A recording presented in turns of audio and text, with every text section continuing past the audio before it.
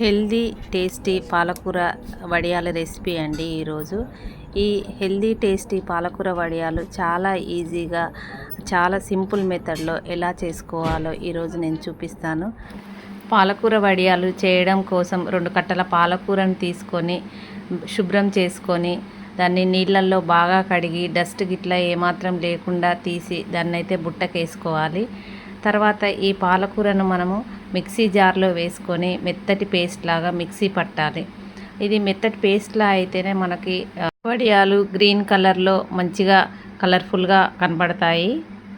ఈ పాలకూరలో vitamins minerals చాలా ఎక్కువగా ఉంటాయి. ఇలా మెత్తగా పేస్ట్ పట్టుకున్న పాలకూరను ఒక బౌల్లో వేసుకొని నేనైతే ఒక చిన్న టిఫిన్ బాక్స్ తీసుకున్నాను. ఆ బాక్స్లో బియ్యపిండి తీసుకొని ఆ బియ్యపిండిని ఈ పాలకూరలో వేసి అదే బాక్స్ తోటి ఒక వాటర్ తీసుకొని ఆ వాటర్ను ఈ పాలకూర బియ్యపిండి వేసిన దాంట్లో వేశాను. ఒకటి పాలకూరకి ఒక బియ్యానికి 1 కప్పు వాటర్, అంటే కప్ అంటే ఈ టిఫిన్ బాక్స్ తోటి వాటర్ వేసి ఏమాత్రం ఉండలు లేకుండా పాలకూర ఈ బియ్యపిండి బాగా కలిసేటట్టు మంచిగా కలుపుకోవాలి. బాగా కలపాలి. మొత్తం ఏమాత్రం ఉండలు కానీ లమ్స్ కానీ ఏమీ లేకుండా మంచిగా కలుపుకొని దీన్ని పక్కకు పెట్టుకోవాలి. తర్వాత ఒక మందపాటి గిన్నె తీసుకొని ఆ గిన్నెను స్టవ్ మీద పెట్టి దాంట్లో వాటర్ వేయాలి. ఆ వాటర్ ఇప్పుడు మనం తీసుకున్న బాక్స్ తోటే 6 కప్పుల నీళ్ళైతే దీంట్లో వేయాలి.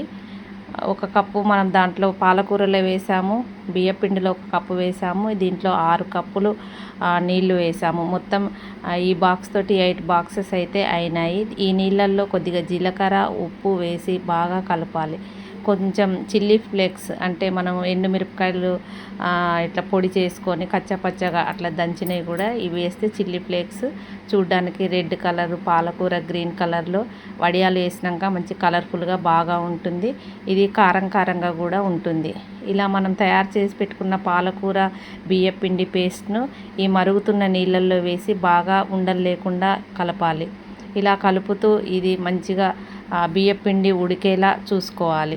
కాసేపటికి మంచిగా వేడెక్కి బియ్యపిండి బాగా ఉడికి కొద్దిగా ఇట్లా గమ్లాగా గంటెతో తీస్తే మనకి మంచిగా ఉడికినట్టు ఇట్లా తేనెలాగా ఇట్లా పాకం ఎట్లా వస్తుందో అలా టైప్గా మనకి కనపడుతుంది. బాగా ఉడికించుకున్న ఈ మిశ్రమాన్ని మనము వడియాల్లాగా పొంగు చూడండి ఎలా వస్తుందో, ఇలా పొంగేటట్టు బాగా ఉడికించుకోవాలి.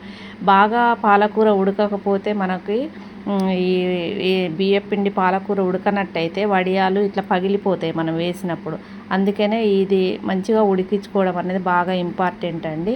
ఉడకకపోతే వడియాలు అయితే మనకి రావు. ఎండిన తర్వాత అన్ని ముక్కలై విరిగిపోతూ ఉంటాయి. ఇప్పుడైతే ఈ పాలకూర ఈ వడియాలకు సిద్ధం చేసుకునే మిశ్రమం అయితే బాగా ఉడికిపోయింది. ఈ దించిన ఈ మిశ్రమాన్ని ఒక కవర్ మీద ఇలా చిన్నగా వడియాల్లాగా అయితే పెట్టుకోవాలి. నేను తీసుకున్న ఆ కంటైనర్ ఆ బాక్స్ కొలతకైతే 1 బాక్స్ బియ్యపిండి 1 బాక్స్ పాలకూర మిశ్రమానికి నాకైతే ఒక 200 వరకు వడియాలు వచ్చాయండి. ఇవి మంచిగా ఎండలో ఒక 2-3 డేస్ బాగా ఎండాలి. ఈ మొత్తం వడియాలు పెట్టడం అయితే కంప్లీట్ అయింది.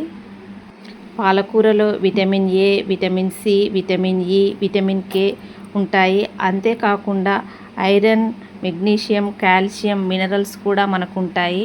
ఈ రకంగా మనం వడియాల రూపంలోనైనా పాలకూరను తీసుకుంటే మనకి ఆరోగ్యానికి కూడా ఎంతో మంచివి. ఈ వడియాలు మనకి పప్పులోకి, చారులోకి అన్నిట్లోకి బాగుంటాయి. ఈ వడియాలు మొత్తం ఎండిన తర్వాత ఇన్ని అయితే అయినాయి. ఇవి లెక్కకు మాత్రం ఒక 200 దాకా మాకు వచ్చాయి. ఈ ఎండిన వడియాలను మనము 1 ఇయర్ వరకు స్టోర్ చేసుకోవచ్చు. మనకు కావాల్సినప్పుడు మనము నూనెలో డీప్ ఫ్రై వేపుకొని మనము కూరలు అంచుకు పెట్టుకొని తినడానికి బాగుంటాయి. ఒక కడాయిలో నూనె పోసి నూనె వేడెక్కాక ఇలా వడియాలను ఒక్కొక్కటిగా అయితే వేసి వేపుకున్నాము. ఇవైతే బాగానే పొంగాయి, టేస్ట్ కూడా బాగున్నాయి.